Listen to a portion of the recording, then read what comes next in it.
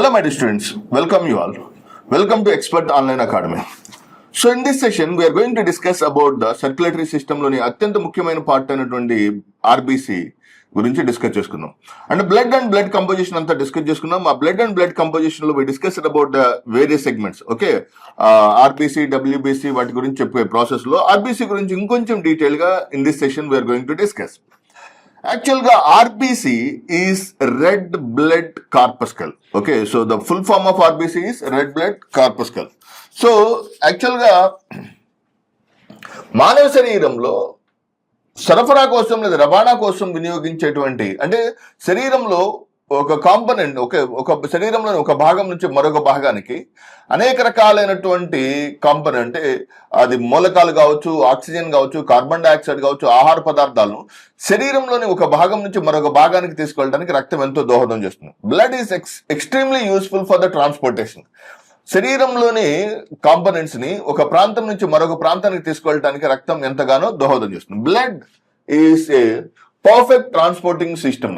Okay, blood is a perfect transportation system. అందుకే రక్తాన్ని ఒక ప్రసరణ కణజాలం అంటారు. ఓకే, సో యాక్చువల్ గా blood cannot be consider as a cell. Okay, కణజాలం అంటాం. ఫర్ ఎగ్జాంపుల్, మన హార్ట్ ఎలాగో ఒక కణజాలంగా చెప్తాము, అలాగే blood is also popularly called as a tissue. Okay, ఎటువంటి టిష్యూ అంటే కణజాలం అంటే ఏంటంటే అనేక కణాల యొక్క సముదాయాన్ని కణజాలం అంటాం మనం. ఇప్పుడు హార్ట్ తీసుకోండి, హార్ట్ లో అనేక కణాల యొక్క సముదాయం ఉంటుంది కదా. అలాగే లివర్ అనేక కణాల యొక్క సముదాయం ఉంటుంది కదా. మెదడు అనేక కణాల యొక్క సముదాయం ఉంటుంది. అలాగే అంటే శరీరంలోని ఒక భాగం నుంచి మరొక అనేక కణాల యొక్క సముదాయమైనటువంటి కాలేయం, అవయవాలు ఎలాగైతే ఉండేవో బ్లడ్ లో కూడా అనేక కణాలు ఉన్నాయి కదా. మనం దాన్ని ఒక group of cells or particular component అని చెప్పినప్పుడు it is nothing but the group of the composition. So అది ఎప్పుడైతే అనేక కణాల యొక్క సముదాయంగా వ్యవహరించబడుతుందో, whenever it is being popularly consider as a part of the segment. So the very interesting point about the blood is a connective tissue. Blood ఎటువంటి tissue అన్న? Connective tissue. Blood is a connective tissue అంటే ప్రసరణ కణజాలం. శరీరంలోని ఒక భాగం నుంచి మరొక భాగానికి ఆక్సిజన్ కావచ్చు, శరీరంలోని ఒక భాగం నుంచి మరొక భాగానికి ఇతర కాంపోనెంట్స్ తీసుకెళ్లటంలో బ్లడ్ చాలా చాలా ముఖ్యమైన పాత్ర పోషిస్తుంది. Blood plays a very important role for the transportation of oxygen, carbon dioxide and multiple things. So ఈ విధంగా బ్లడ్ ఒక శరీరంలో ఒక భాగం నుంచి మరొక భాగానికి తీసుకెళ్లేటువంటి ఆక్సిజన్ కావచ్చు, కార్బన్ డైఆక్సైడ్ కావచ్చు, ఇతర మూలకాలు, ఆహార పదార్థాలను తీసుకువెళ్ళేటువంటి ఈ బ్లడ్ చాలా చాలా ముఖ్యమైనమాట. ఓకే, దీంట్లో బ్లడ్ యొక్క అధ్యయన శాస్త్రాన్ని ఏమంటారంటే హెమటాలజీ అంటారు. రక్తం యొక్క అధ్యయన శాస్త్రాన్ని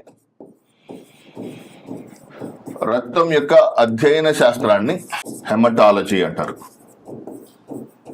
study of blood is haematology. So రక్తం ప్రధానంగా ద్రవరూప కణజాలం. సో ఈ ద్రవరూప కణజాలమైనటువంటి రక్తంలో మనకి ప్రధానంగా 3 కాంపోనెంట్స్ కనబడతాయని చెప్పుకున్నాం. What are the 3 important components that can be seen in the blood are, number 1 is RBC. What stands for RBC? RBC stands for red blood corpuscles. RBC అంటే red corpuscles. RBC stands for red blood corpuscles. Red blood corpuscles గా పిలువబడేటువంటి RBC ప్రధానంగా దీనికి సంబంధించినటువంటి each and every factual information చూద్దాం. General గా RBC RBC యొక్క ఆకారం biconcave shape లో ఉంటుంది. The shape of RBC is biconcave. The shape of RBC is biconcave. RBC biconcave shape లో ఉంటుంది. ఇలా బైకాన్కేవ్ షేప్ లో ఉన్నటువంటి RBC, what ever the RBC which is having the biconcave shape, ద్విపుటాకారంలో ఉన్నటువంటి ఆర్బీసీ ఎందుకు biconcave shape లో ఉంటుందంటే because to have more surface area, ఎక్కువ ఉపరితల వైశాల్యాన్ని కలిగి ఉంటుంది. ఎప్పుడైతే ఇది అత్యధిక ఉపరితల వైశాల్యాన్ని కలిగి ఉంటుంది, as it is having more broader area. Okay, so ఎక్కువ ఉపరితల వైశాల్యాన్ని కలిగి ఉండటం వల్ల అది ఎక్కువ మోతాదులో ఆక్సిజన్ తీసుకునే సామర్థ్యాన్ని కలిగి ఉంటుంది. It carries because of more outer surface area. ఇది శరీరంలోని ఒక భాగం నుండి మరొక భాగానికి శరీరంలోని ఒక భాగం నుండి మరొక భాగానికి ఆక్సిజన్ తీసుకెళ్ళడానికి దోహదం చేస్తుంది. It is responsible for the transportation of oxygen from one part of the body to another part of the body. Okay, శరీరంలోని ఒక భాగం నుండి మరొక భాగానికి ఆక్సిజన్ తీసుకువెళ్ళటంలో ఇది ప్రధానమైన పాత్ర పోషిస్తుంది. So that is very important. అందువల్ల ఉపరితల వైశాల్యం ఎంత ఎక్కువగా ఉంటే అంత ఆక్సిజన్ తీసుకెళ్ళగలుగుతుంది కదా. Okay, for example square shape లో లేదా ఆర్ఎల్స్ in the case of if you look at in the వృత్తాకారంలో కానీ స్క్వేర్ షేప్ లో ఉంటే ఉపరితల వైశాల్యం చాలా ఎక్కువ ప్రాంతం పడ్డది అనమాట. అందుకని బైకాన్కేవ్ షేప్ ఉంటే ఒక నిర్దిష్టమైన ప్రాంతంలో ఎక్కువ ఆర్బీసీలు ఉంటాయి, మరియు ప్రతి ఆర్బీసీ ఎక్కువ మోతాదులో ఆక్సిజన్ తీసుకెళ్లే సామర్థ్యాన్ని కలిగి ఉంటుంది. Okay, so these are the two important points. Okay, ప్రతి బ్లడ్ లో ఆర్బీసీల యొక్క సంఖ్య ఎక్కువగా ఉంటుంది. ఓకే, నెంబర్ 2, ప్రతి ఆర్బీసీ అర్థమవుతుంది, ప్రతి ఆర్బీసీ ఎక్కువ ఉపరితల వైశాల్యాన్ని కలిగి ఉంటుంది. That is the interesting point with reference to the RBC. And so the second important feature, okay, RBC ఎప్పుడైతే అంత ఉపరితల వైశాల్యాన్ని అత్యధికంగా కలిగి ఉంటుందో ఆ అత్యధికంగా కలిగినటువంటి RBC, okay, so as it contains more RBC, okay, ఎక్కువ అవుటర్ సర్ఫేస్ ఏరియా. అసలు ఆర్బీసీలో ఏమేమి ఉంటాయి? What are the components that can be seen in the RBC? RBC ప్రధానంగా, ఓకే, సో కేంద్రకం ని కలిగి ఉండదు. RBC does not contain any nucleus. RBC ఎటువంటి కేంద్రకాన్ని కలిగి ఉండదు. RBC does not contain any nucleus. That is the very important. మరి కేంద్రకం ఉండదు అంటే ఒక పోటీ పరీక్షలకు ప్రిపేర్ అవ్వాల్సిన అభ్యర్థి మనం ఆర్బీసీ నుంచి చాలా నేర్చుకోవాలి. RBC let us say if you look at the RBC, అనవసరమైన విషయాలు ఏమి తీసుకెళ్లదు. తన లక్ష్యానికి అవసరమైన విధంగా తన శరీరాన్ని మార్చుకుంటుంది. అరే, understanding the concept. For example, RBC తన లక్ష్యానికి what is objective of RBC? RBC యొక్క లక్ష్యం ఏంది? ఆక్సిజన్ తీసుకెళ్ళాలి, అంతే. సో తన లక్ష్యానికి అడ్డం వచ్చినటువంటి కేంద్రకం కూడా బరువు అవుతుంది కాబట్టి కేంద్రకాన్ని కూడా త్యజించేసింది. అంటే ఎప్పుడైతే కేంద్రకం తొలగించబడుతుందో ఆ కేంద్రకం యొక్క బరువుతో సమానమైన ఎక్కువ ఆక్సిజన్ తీసుకెళ్లొచ్చు కదా. ఫర్ ఎగ్జాంపుల్, ఒక గ్రూప్ 2, గ్రూప్ 1 వంటి పోటీ పరీక్షలకు ఒక అభ్యర్థి ప్రిపేర్ అవుతున్నాడు అనుకుందాం. సో ఆ అభ్యర్థి చాలా ఎక్స్టెన్సివ్ గా ప్రిపేర్ అవుతూ, ఓకే, సో చాలా సీరియస్ గా సిన్సియర్ గా ప్రిపేర్ అయ్యే క్రమంలో, ఓకే, తన ప్రిపరేషన్ కి అడ్డం వచ్చిన ప్రతి అంశాన్ని నెట్టుకుంటూ దాన్ని వదిలించుకుంటూ త్యజించుకుంటూ వెళ్ళగలిగితేనే విజేత అవుతాడు. అలా కాకుండా అతనేమనుకుంటాడో, ఇతనేమనుకుంటాడో, ఆ ఫ్రెండ్ ఏమనుకుంటాడో, ఈ ఫ్రెండ్ ఏమనుకుంటుందో అనుకుంటూ తన లక్ష్యాన్ని మర్చిపోయి అందరినీ ప్లీజ్ చేయడానికి లేదా కన్విన్స్ చేయడానికి ఎప్పుడైతే ప్రయత్నిస్తాడో దెన్ అతని యొక్క సక్సెస్ రేట్ గణనీయంగా పడిపోతుంది. అలాగే ఆర్బీసీలో కూడా in the same way in the RBC, okay, for example మీరు ఏదైనా ఒక ఆర్బీసీని చూసినప్పుడు ఆర్బీసీ యొక్క స్ట్రక్చర్ కూడా same as it is. RBC తన బరువు కేంద్రకం వల్ల తగ్గిపోతుంది కాబట్టి కేంద్రకాన్ని కూడా త్యజించేసింది. RBC does not contain any nucleus. ఆర్బీసీలో ఎటువంటి కేంద్రకం ఉండదు. మానవుని యొక్క ఆర్బీసీలో కేంద్రకం ఉండదు, కానీ కేంద్రకం కలిగిన ఆర్బీసీ 3 రకాలైన జీవుల్లో ఉంటుంది. అవి మీకు ఎగ్జామినేషన్ పాయింట్ ఆఫ్ వ్యూ చాలా important. In general, RBC doesn't contain any nucleus, but there are 3 mammals that possess nucleated RBC. కేంద్రకాన్ని కలిగినటువంటి 3 రకాలైనటువంటి క్షీరదాలు ఉంటాయి. ఒకటి ఒంటె, కృష్ణ జింక, నెంబర్ 3 లామా. These are the 3 mammals that possess nucleated RBC.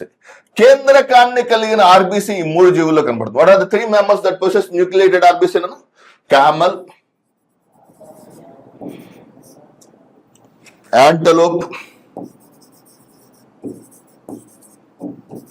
and llama.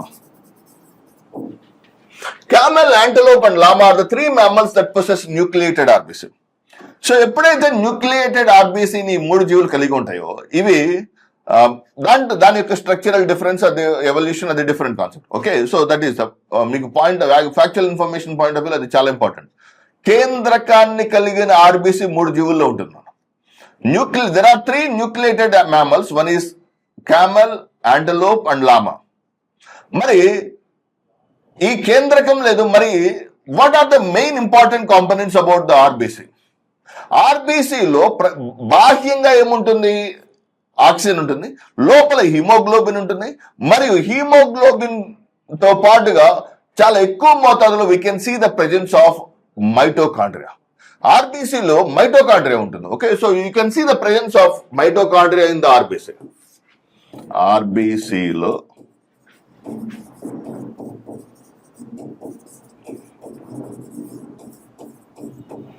Mitochondria ఉంటుంది, కానీ న్యూక్లియస్ ఉండదు.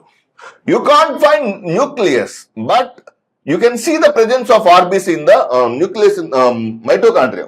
RBC లో మైటోకాండ్రియా చాలా ఎక్కువగా ఉంటుంది, కానీ దానిలో న్యూక్లియస్ మాత్రం ఉండదు. ఓకే, సో ఎందుకు మైటోకాండ్రియా ఉంటుందంటే, సో ఆర్బీసీ చాలా శ్రామిక జీవి కదా. ఒక ప్రాంతం నుంచి మరొక ప్రాంతానికి ఆక్సిజన్ ని మోసుకుంటూ వెళ్ళాలి.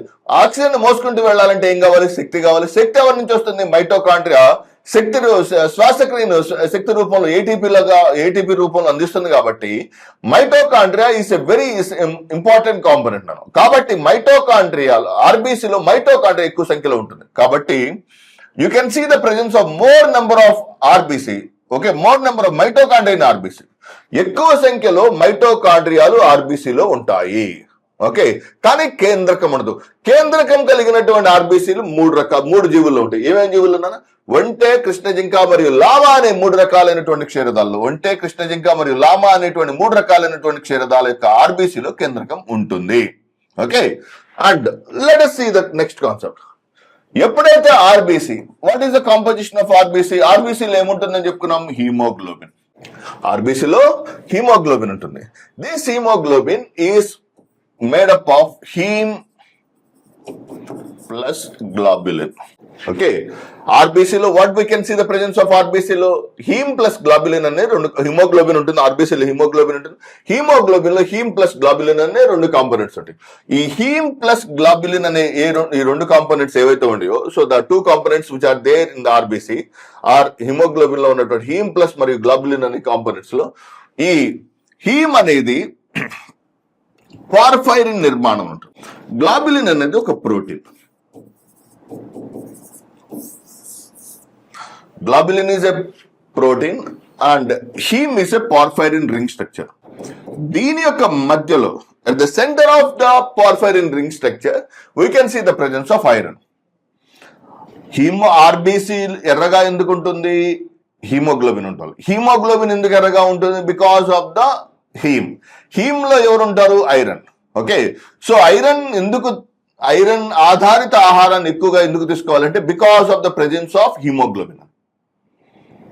ఓకే, ఐరన్ తీసుకుంటే హిమోగ్లోబిన్ వస్తుంది. హిమోగ్లోబిన్ వస్తే బ్లడ్ బాగా వచ్చేస్తుంది. So the point, interesting point here it is how you are handling that entire concept. Okay, so నువ్వు బాడీకి సంబంధించినటువంటి మెకానిజం ఎలా కోపప్ చేసుకుంటూ వస్తున్నావు అనేది. Okay, so that is the one important concept you should understand with reference to the hemoglobin. Okay, మరి globulin. Okay, globulin is a protein which is generally available in the free state of the body. మానవ శరీరంలో సహజ సిద్ధంగా చాలా స్వేచ్ఛాయుతమైన వాతావరణంలో ఈ RBC you can see the presence of RBC స్వేచ్ఛగా కనిపిస్తుంటుంది. So that is the first point. Okay, let us see what about the ఈ origin and evolution of RBC. RBC యొక్క origin and evolution is very interesting in terms of your examination point of view. RBC ఎక్కడ పుడుతుంది, ఎక్కడ పెరుగుతుంది, ఎక్కడ చనిపోతుంది? RBC తన జీవిత కాలంలో 3 దశల్లో 3 వేర్వేరు ప్రాంతాల్లో జన్మిస్తుంది. Okay, at the very tender age. Okay, so RBC తన at the beginning of, okay, so RBC general గా మనకి ఏం తెలుసు? ఆర్బీసీ బోన్ మ్యారోలో ఉత్పత్తి అవుతుంది. We came to know that RBC is produce in the bone marrow. ఇలా bone మ్యారోలో ప్రొడ్యూస్ అయ్యే ఆర్బీసీ ఏదైతే ఉందో, ఓకే, ఎక్కడ బోన్ మ్యారో అంటే ఎముక మధ్య. బోన్ మ్యారో ఎప్పుడు ఫామ్ అవుతుంది? పెద్దవాళ్ళలో. మరి చిన్న వాళ్ళలో అప్పుడే ఏర్పడినటువంటి పిండంలో, అప్పుడే ఫలదీకరణం చెందగా ఏర్పడినటువంటి జైగోట్లో, where you can see the formation of RBC. మరి అండర్స్టాండింగ్, అప్పుడే ఒక జైగోట్ ఏర్పడిందన్న. జైగోట్ లో బోన్ మ్యారో ఉండదు కదా. మరి బోన్ మ్యారో లేకపోతే ఆర్బీసీ ఎక్కడి నుంచి వస్తుందంటే at the bone marrow. Are you understanding the concept? Bone marrow లేనప్పుడు there is a structure called as yolk sac. పిండ దశలో ఆర్బిసి యోక్ సాక్ లేదా సొన సంచిలో తయారవుతుంది. పిండ దశలో ఆర్బిసి యోక్ సాక్ ఆర్ సొన సంచిలో ఉత్పత్తి. What is this yolk sac? Yolk sac అంటే ఫోల్డెడ్ ఫింగర్ లైక్ స్ట్రక్చర్ ఇలా ఉంటుంది. This is the yolk sac. ప్లసెంటాకి పై భాగంలో at the tip of the placenta యొక్క పై భాగంలో మనకి యోక్ సాక్ కనపడుతుంది. We can see the presence of yolk sac at the tip of the placenta యొక్క పై భాగంలో మనకి యోక్ సాక్ కనిపిస్తుంది. ఈ yolk sock which is a folded finger like structure అయినటువంటి yolk sac is very important. It is very very important for the formation of RBC. Okay, అదవుతుందా? ఇలా ఒక జైగోట్ ఇలా ఇక్కడ ఒక శిశువు పెరుగుతుంది అనుకుందాం. ఓకే, ఈ పెరిగేటువంటి శిశువు ఎక్కడ ఉంటుంది? యూట్రస్ లేదా ఒక దీంట్లో ఉంటుంది. సో ఇక్కడ ఏముంటుంది? Amniotic fluid. Okay, so for example foetus లేదా పిండం. దిస్ ఈస్ ఉల్బ ద్రవం అంటాం. This is placenta. సో తల్లి నుంచి శిశువుకు అవసరమైనటువంటి అన్ని రకాలైన కారకాలని ప్లసెంటా ద్వారా అందిస్తుంది. ప్లసెంటా యొక్క పై భాగంలో ముడిచిన వేళ్ల వంటి నిర్మాణమైనటువంటి యోక్ సాక్లు, ప్లసెంటా యొక్క పై భాగంలో folded finger like structures. Okay, ముడిచిన వేళ్ల వంటి నిర్మాణమైనటువంటి ఈ యోక్ సాక్ లో we can see the presence of this particular RBC production జరుగుతుంది. ఇప్పుడు పిండ దశలో. Okay, so I try to show you an image so that you can understand it thoroughly. ఇలా ఉంటుంది. So this yolk sac is actually responsible for the production of RBC. మీరు ఇక్కడ structure చూడొచ్చు. Umbilical వెసల్లో yoke సాక్ ఉంటుంది. ఈ yolk సాక్ నుంచి RBC production జరిగి శిశువుకి అందించబడుతుంది. ఓకే, సో తల్లికి శిశువుకి అనుసంధానమైనటువంటి అంటే అంబికా అగరబత్తి భగవంతుడికి భక్తుడికి ఎలా అనుసంధానము, placenta is the very important structure that connects mother and foetus. తల్లికి శిశువుకి అనుసంధానమైన స్ట్రక్చర్ ఎవరిని చెప్పొచ్చు? ఈ ప్లసెంటా, జరాయు అంటాం. ప్లసెంటా ఎప్పుడైతే this placenta are understanding that ఎప్పుడైతే ప్లసెంటా తల్లికి మరియు శిశువుకి అనుసంధానంగా ఉంటుందో, ఆ తల్లికి మరియు శిశువుకి అనుసంధానంగా ఉన్నటువంటి ఈ placenta is actually very very important for the formation of RBC. RBC ఏర్పడటానికి చాలా ప్లాసెంటా యొక్క చివరి భాగంలో యోక్ సాక్ ఉంటుంది. ఆ యోక్ సాక్ నుంచి ఆర్బిసి తయారవుతుంది. We can see the formation of RBC from the yolk sac. So that is a very interesting point with reference to the RBC. Okay, let us see the next important topic. సో ఎప్పుడైతే RBC whenever the RBC is formed, okay, so పిండ దశలో yoke సాక్ లేదా సొన సంచి నుంచి తయారైంది. So సొన సంచి లేదా యోక్ సాక్ నుంచి తయారైనటువంటి ఆర్బిసి, ఓకే, శిశువు పెరిగి పెద్ద అవుతూ, ఓకే, సో డెలివరీ అయిపోయింది. శిశువు బయటకు వచ్చేసింది. ఓకే, బర్త్ కెనాల్ ద్వారా శిశువు యొక్క డెలివరీ అయిపోయింది. శిశువు జన్మించిన తర్వాత యోక్ సాక్ లేదు కదా, మరి ఆర్బిసిని ఎవరు ఉత్పత్తి చేస్తారు? అప్పటికి బోన్ మ్యారో ఇంకా పూర్తి స్థాయిలో ఎస్టాబ్లిష్ కాలేదు. So who is responsible for the production of RBC? RBC యొక్క ఉత్పత్తికి ఎవరు దోహదం చేస్తారు? ఇన్ నియోనాటల్ బేబీస్, చిన్నారులలో liver is responsible for the production of RBC. Okay, in children చిన్నారులలో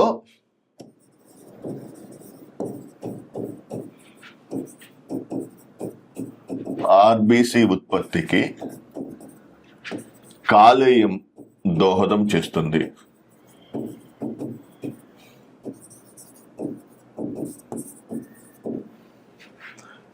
Okay, in kids, the RBC will be produced in neonatal babies, RBC will be produced from the liver. Okay, so RBC కాలేయం నుంచి ఉత్పత్తి అవుతుంది. Okay, so that is the second important concept. And third important thing is, okay, in adults పెద్దయ్యారు. Okay, so ఒక 5-6 years అయిపోయి చిన్నారి ఇంకొంచెం పెరుగుతూ వచ్చాడు. So now the RBC formation, are you understanding the concept? RBC formation can B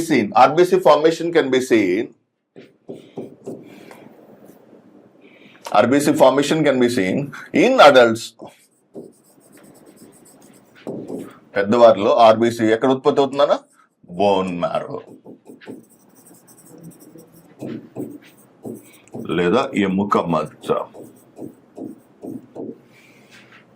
bone marrow లేదా ఎముక మధ్యలో ఆర్బిసి ఉత్పత్తి అవుతుంది.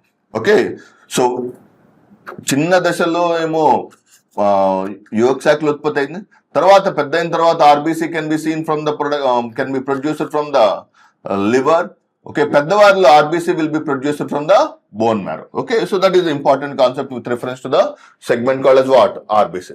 సో ఎప్పుడైతే ఆర్బీసీ ఇలా వివిధ రకాలైనటువంటి కాంపోనెంట్స్ లో ఉత్పత్తి అయ్యి ఆర్బీసీ చనిపోతుంది, అంతే కదా. ఆర్బీసీ యొక్క జీవితకాలం ఎంత? 120 days. Okay, the life of RBC యొక్క జీవితకాలం 120 రోజులు.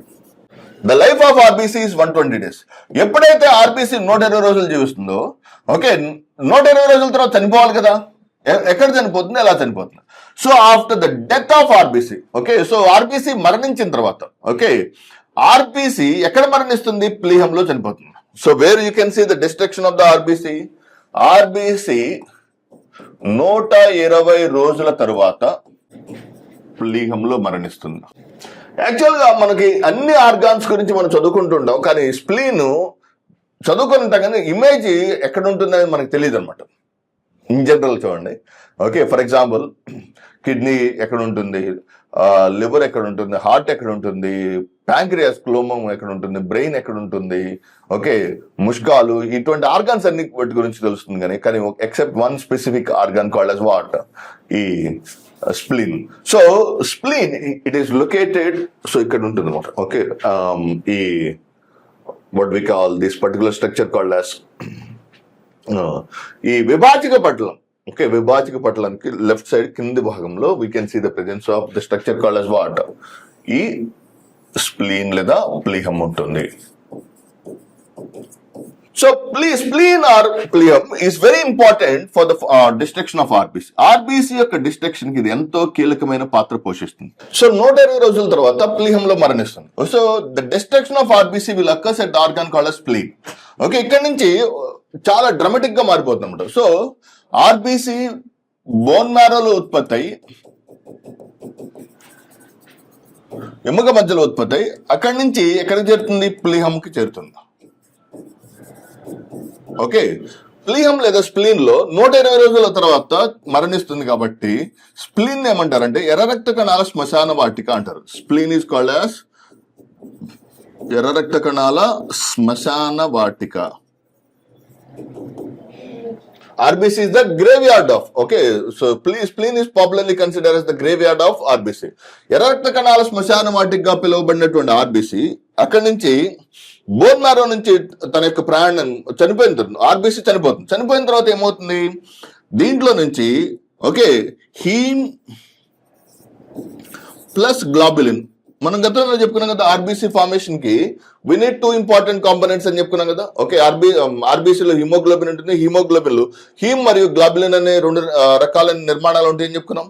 సో ఎప్పుడైతే ఆర్బీసీలో ఉన్నటువంటి హీమ్ మరియు గ్లోబులిన్ అనే 2 నిర్మాణాలు ఉంటాయో, ఓకే, సో హీమ్ మరియు గ్లోబులిన్ విడిపోతాయి అనమాట. ఓకే, ఆర్బీసీ నుంచి హీమ్ మరియు గ్లోబులిన్ విడిపోయి, ఓకే, గ్లోబులిన్ మరలా తిరిగి బోన్ మ్యారోకి వెళ్ళిపోతున్నాను. ఓకే, సో గ్లోబులిన్ స్వేచ్ఛాయుతంగా బాడీలో ఫామ్ అవుతూ వెళ్ళిపోతుంది. సో గ్లోబులిన్ బాడీలో ఫామ్ అవుతూ వెళ్తూ, so heme will be dissociated. ఎక్కడ డిసోసియేట్ అవుతుందంటే heme will again reaches to the organ called as liver. Heme ఎక్కడికి చేరుతుంది? కాలేయంకి చేరుతుంది. Heme will reaches to the organ called as what, liver. So heme కాలేయంలో విచ్ఛిన్నం చెంది it will be dissociated into 2 important components, bile salts మరియు bile pigments. Blood లో RBC bone మ్యారోలో ఉత్పత్తి అయ్యి అక్కడి నుంచి స్ప్లీన్ కి వచ్చి స్ప్లీన్ లో మరణించిన తర్వాత it will reaches to the structure called as bone marrow, liver లోపల ఈ హిమోగ్లోబిన్ విచ్ఛిన్నం చెంది హీమ్ మరియు గ్లోబులిన్ గా మారుతుంది. హీమ్ మరియు గ్లోబులిన్ గా మారినటువంటి haemoglobin will be dissociated for 2 important components. What are the 2 important components అంటే హీమ్ మరియు గ్లోబులిన్. గ్లోబులిన్ ఏం చేస్తుంది? ప్రోటీన్ స్ట్రక్చర్ కాబట్టి అది దట్ విల్ బి కంప్లీట్లీ మళ్ళా యాజ్ ఇట్ ఈస్ గా మారిపోతుంది. Whereas in the case of haem, what is the proper function of the haem ఎలా మారుతుందంటే హీమ్ డిసోసియేట్ అయిపోయి, okay, will be dissociated to form bile salts and bile pigments. Okay, so what are the 2 important bile salts? Bile salts 2 రకాలు ఉంటాయి. Sodium taurocholate,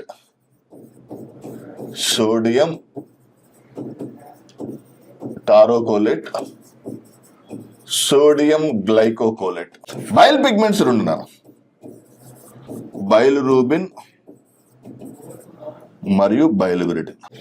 so these 4 components, bile salts, 2 bile salts, 2 bile pigments అయినట్టు, sodium taurocholate, sodium glycocholate, bilirubin మరియు bile విరిడిన్ అన్న ఈ 4 components కలిసి okay ఎక్కడి నుంచి వస్తే లివర్ నుంచి వచ్చి ఆంత్ర మూలంలో క్రొవ్వులను చిలకరించడానికి లేదా క్రొవ్వులను జీర్ణం చేయడానికి దోహదం చేస్తాయి.